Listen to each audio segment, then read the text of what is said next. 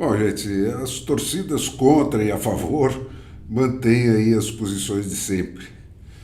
Uma recessão parece inevitável, né, se não por razões concretas, certamente porque os operadores do mercado acreditam nela e já estão agindo segundo aquilo que eles acreditam.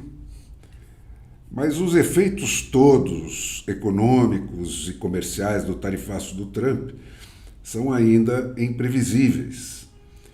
Muita água vai ter que passar debaixo dessa ponte até que tudo se esclareça. Já os efeitos políticos e geoestratégicos, né, os efeitos do mau jeito com que tudo isso foi imposto ao mundo, eram mais previsíveis e já são visíveis.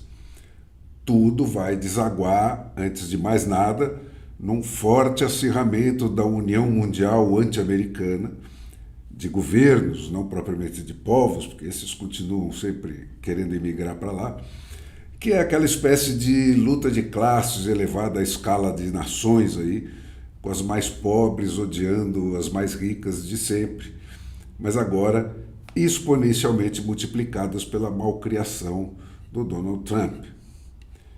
E isso não vai sair barato. A ditadura chinesa pode aguentar a insatisfação do povo chinês indefinidamente. Já a democracia americana. A esquerda, sem horizonte, festeja aí a queda das bolsas pelo mundo afora e apresenta a Apple como o grande paradigma da antecipação do fracasso do Donald Trump. Ela perdeu não sei quantos bilhões e tal. Mas o que a Apple é o símbolo máximo do que há de pior no multilateralismo. E é aí que começa a aparecer a faca de dois gumes que essa história toda é. Foi a Apple que provou conclusivamente, né, que o primeiro que abandonasse todas as conquistas da civilização ocidental e retornasse ao uso de mão de obra escrava na China, venceria a competição, coisa que no sonho americano só poderia se dar pelo esforço e pelo merecimento. Esse é um dos pontos fulcrais da Revolução Americana.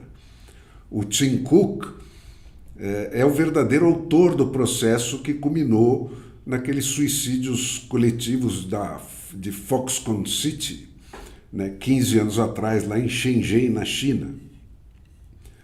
Aquilo ali era uma verdadeira colônia penal, onde trabalhadores ganhando salários de fome e prisioneiros dos seus locais de trabalho, eles tinham que morar lá, dormir lá, comer lá, tudo lá, começaram a se atirar às dezenas pela janela para morrer. Foi ele o inventor das cadeias de fornecimento, supply chains, né, de componentes para os gadgets eletrônicos desenhados pelo gênio do Steve Jobs. O esquema era uma armadilha apoiada numa trapaça, onde a isca era carne humana. Ele tramava com as autoridades comunistas corruptas da China incentivos para a construção de fábricas inteiras especializadas num único conjunto de componentes desses gadgets. E uma vez feito o investimento e montado uma fábrica inteira de um único produto, ele começava a esmagar o preço pago pelos tais componentes, o que só deixava uma alternativa: fechar a fábrica, onde trabalhava gente vinda de outros lugares distantes da China, ou redobrar a carga de trabalho e esmagar os salários daqueles operários para aumentar lucros e sufocar concorrentes. O sistema multilateral de produção em supply chains de proporções planetárias de hoje é composto de versões suavizadas aí, mas nem tanto, das Foxconn Cities da vida.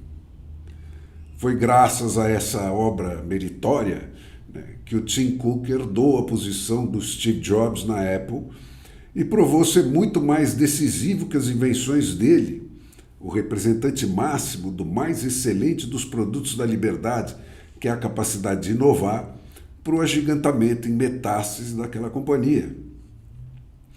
O Tim Cook, o CEO da Apple, foi o pioneiro desse expediente nefasto que arrastou toda a indústria de manufaturas americana, primeiro, e mundial, atrás dele, né, dizimando salários e correndo em direção aos monopólios pelo mundo afora depois disso.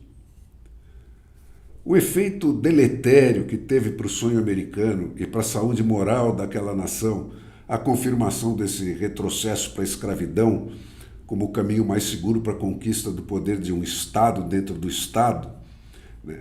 Porque só 3 ou 4 estados nacionais têm um PIB maior que o orçamento anual da Apple, supera exponencialmente a devastação que isso provocou nos campos do emprego e do salário. Uma avaliação nua e crua dos papéis do Tim Cook e do Steve Jobs, né, como fatores decisivos do sucesso da Apple, a empresa de maior sucesso do planeta, representam o momento em que a cobra morde o próprio rabo e instila o vírus da decadência moral e ética na alma da Revolução Americana, que vai resultar na presente correria desabalada do capitalismo democrático antitrust de antes, né, de volta para o domínio planetário dos monopólios, que por definição não podem conviver com a democracia. É esse o sentido da aliança cada vez mais explícita entre as Farias Limas e os Davos da vida, e as ditaduras já instaladas ou em fabricação nos judiciários do mundo.